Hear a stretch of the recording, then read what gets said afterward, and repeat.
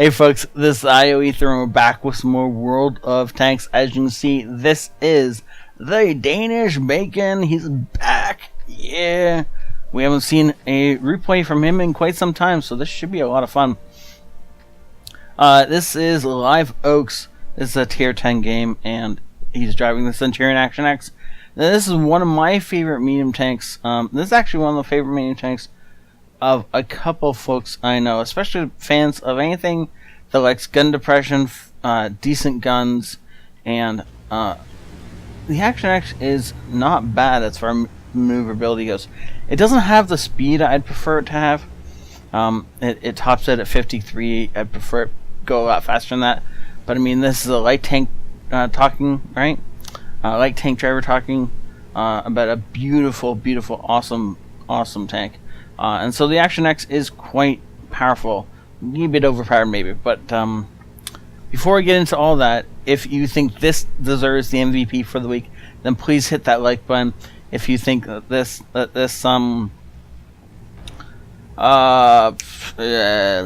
subscriber, if you if you like this kind of gameplay, then please do subscribe.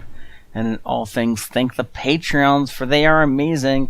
And I'm actually about to spend some Patreon money and get an artist for the channel. Well, a new banner for the channel for 400 subscribers. And I'm hiring a musician to write me some new intro music. So, yeah, if you have any ideas about any lyrics you'd like in the intro, I'm trying to think of about 10 seconds of lyrics that encapsulate my channel, and that's going to be the intro for the channel for all my videos, and not just my World Tank stuff. Though I'm going to keep the old intro for a little bit because I like it for some of the World Tank stuff, but maybe I don't know. So yeah, that's what's going on, and thank you everybody who helped me at 400 subscribers. I'm so happy about that.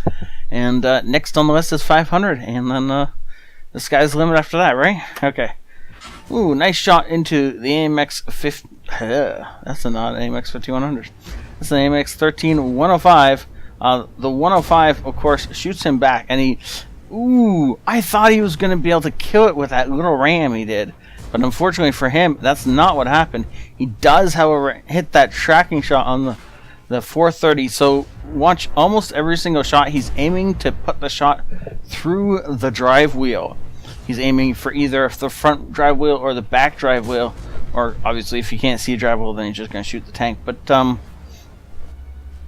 if he can immobilize the tank, then that does a ton more, because that means additionally you're going to have friendlies firing into tanks at not only enemies. Ugh, wow. Me and talking right now. Just came back from day of work, and apparently my tongue disappeared at work. I forgot where that sentence was going, so we just stopped it. If you want to kill an Action X, or actually a bunch of British mediums and heavy tanks, this is where you want to be shooting when you're looking at them. This will be an ammo rack right here, and a couple shots into that, and they'll lose their top and just run for their lives. Back to the garage all the way. So after dealing with the flanker, you can see how fast he turned on that 430 as it tried to come around the side. That 430 would have been really deadly had it been allowed to continue its rampage, or actually get any kind of rampage going at all. But because of the fact that it was eliminated almost immediately,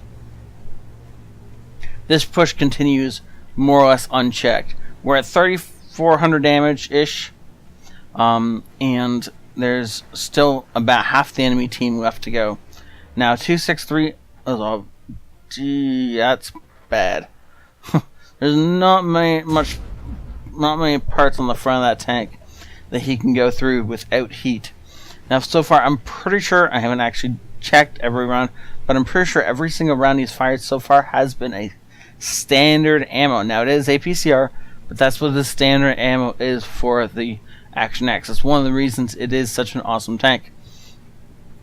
With APCR as standard, the shells fly nice and fast, and you can hit moving targets quite easily. That's one of the great things about this tank. Unfortunately, we lose our artillery, but meh, that's not really an issue. I don't know if the LT should be trying to get it back out of there, but apparently he makes it. I was thinking that shot would connect. The 430's got to be almost. Wait, is he still on that hill? He was last spotted on that hill. It's quite possible he's still on that hill. Looks like Bacon is going to want to go in here. He's going to want to stick to the side of this as much as he possibly can. Oh, look at that. A Leopard in the open. We hit him, but it gets absorbed by the tracks. 430's on the move, and the Leopard is back in cover. With the 430 on the move, that is our E75 that's going to go down. Unfortunately, he got caught all by himself, and that's just death. And anytime you get caught in a heavy tank by a bunch of medium tanks and you're all by yourself, there's very unlikely to survive that kind of thing. Unless you can back yourself into a corner, or otherwise make it so they have to fire at your front armor. It's next to impossible to keep a bunch of medium tanks off you. But this LT1 is apparently in the open field. The shot looks like it probably went wide. And now he's going to push down into... Seriously, T10? Figure out your own buttons and stop pinging the map. Ooh, the 430's still right here. Okay, well, this means being careful a little bit because the 430, of course, has better armor than we do. This thing doesn't actually have armor. So, there's that. He's going to get distracted by his V-54 here in a second. Actually shot by the object 260. And booyah. Nope. Didn't even track him. I thought that shot was going to take him, you know, stop him or something. But no, it didn't even slow him down. Oh well. Ooh. T100 LT pulling out the moves and dodging a shell I doubt he even knew was being fired. But he didn't dodge that one, did he? Well, unfortunately, that lets us up. So artillery technically knows where we are, but I don't think Artie could hit us. Most likely Artie's in here somewhere, and if it is, then no, he can't actually hit us. The moss is still angled well enough that we can't pen that. Okay, he was. Now he's not. Oh, that's heat we're loading. Huh, that'll do it. Nope, that got eaten by tracks. And spaced armor. The WZ has fired. So Bacon's got a couple of seconds to pop it here and hit something. Oh, looks like the WZ hadn't quite fired. Well, it reloaded before. Wait, what? Artillery's over there? That's not where I expected artillery to be. Okay, well, good shot on the WZ. Unfortunately, he returns fire, but we're going to reload and put one into him, thankfully finishing off because the 260 was there. Without the 260, that could have would have ended differently. Unless somehow he bounced again. Looks like Bacon's going to go take care of the artillery, while the rest of the team continues to push on the 263 and the moss at the back of the map. With those two at the back of the map, they're actually really well in cover, and they're going to be hard to dig back out of there. But especially with artillery hitting us from behind, this is deadly. So somebody's got to go take care of the artillery.